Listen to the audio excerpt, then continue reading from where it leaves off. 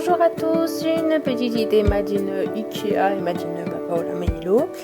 J'ai trouvé il y a quelques temps Ikea cette pomme. Je sais pas si c'est quelque chose qu'ils ont régulièrement, cette pomme bougie, mais là quand je l'ai vue, j'ai tout de suite vu des paillettes.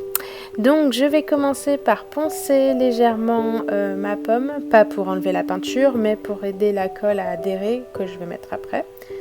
Donc faites des petits gestes circulaires, en fait vous rayez plus que vous ne poncez. Ensuite, dans un petit pot, je vais mettre de la colle blanche et je vais mettre de la colle de partout où je veux ensuite saupoudrer des paillettes. Donc en l'occurrence, partout sur le couvercle. J'ai choisi le couvercle parce que je sais pas trop comment ça... Une fois que la pomme est vide, ben oui, ça peut être rigolo de mettre des paillettes.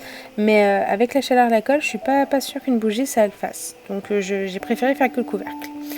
Ensuite, je fais un mélange de paillettes, des claires, des foncées, des épaisses, des pas épaisses, des fines. Si j'avais d'autres sortes de rouge, j'en aurais profité. Là, j'ai mis aussi un petit peu de noir. Enfin voilà, vous vous amusez à faire le mélange que vous voulez. Mélangez un petit peu.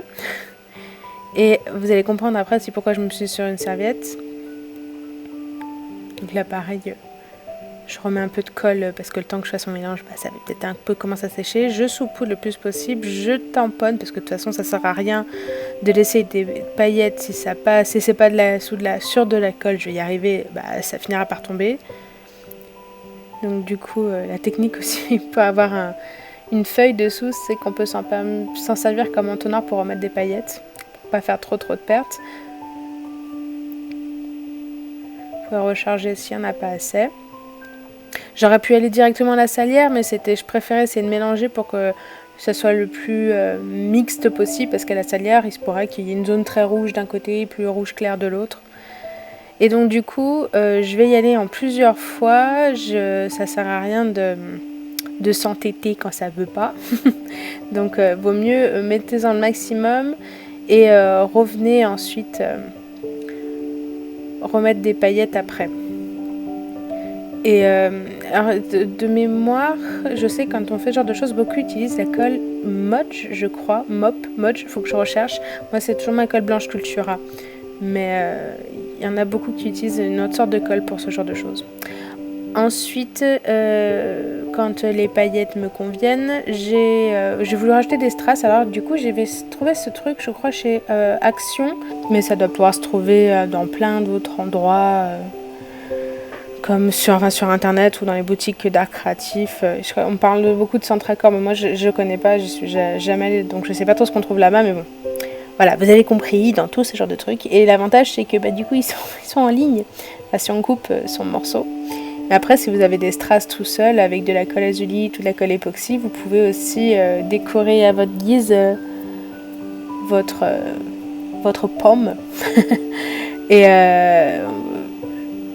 Et laissez libre cours à votre imagination. Vous auriez pu mettre, je sais pas, un morceau de ficelle aussi, ça aurait pu être joli et rigolo. Y a mille et une façons de faire de la déco, un bout de guirlande, des petits tessons de mosaïque. Enfin, c'est le moment de laisser libre cours à son imagination. Donc vous êtes amusé avec la déco et du coup ça a séché.